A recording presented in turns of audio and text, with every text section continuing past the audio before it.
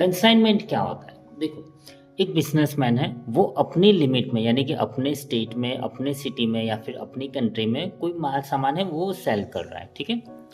अब वो सोचता है कि भाई मैं मेरी लिमिट ब्रेक करता हूँ और किसी और सिटी में जाता हूँ, किसी और स्टेट, किसी और कंट्री में मैं सेल करता हूँ ताकि मेरा प्रॉफिट भी बढ़े, मेरी कंपनी का नाम ज़्यादा हो, मेरी ब्रांड ज़्यादा हो, मेरी बिजनेस ज़्यादा हो।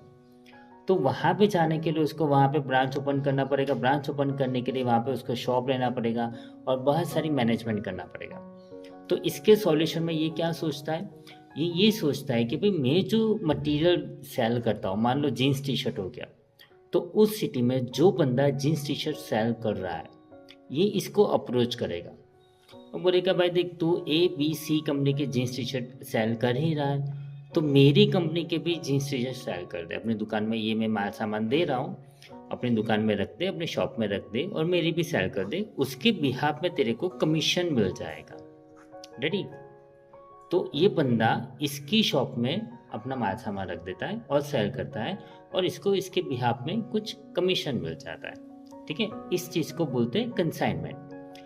इसने इसके अंदर जो माल सामान रखा है उसकी सारी माल सामान की सारी ओनरशिप इसकी है, माल सामान का सारा खर्चा इसका है, माल सामान में अगर नुकसान आ रहा है तो वो इसका है। अब नुकसान में थोड़ी टर्म्स एंड कंडीशन हो सकता है कि भाई ये किसकी लापरवाही की वजह से हुआ है, वो सारी चीज़ें, वो बहुत डीप मीनिंग हो गया। लेकिन ये सारा खर्चा, वो सारी चीज़ें इस बंदे का होगा, ठीक है, सारी लायबिलिटी इस बंदे की होगी, ठीक है। इसको हम बोलते हैं कंसाइनमेंट।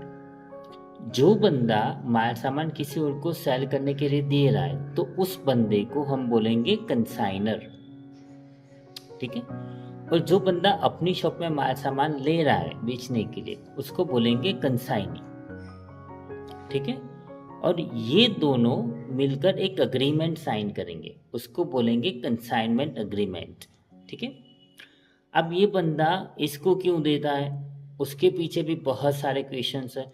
और ये बंदा माल सामान अपनी शॉप में क्यों रखता है, उसके पीछे भी बहुत सारे रीज़न हैं, वो हम डिस्कस करेंगे नेक्स्ट शॉर्ट में। तब तक के लिए पढ़ते रहे, आगे बढ़ते रहे। इस एन MBA इंग्लिश।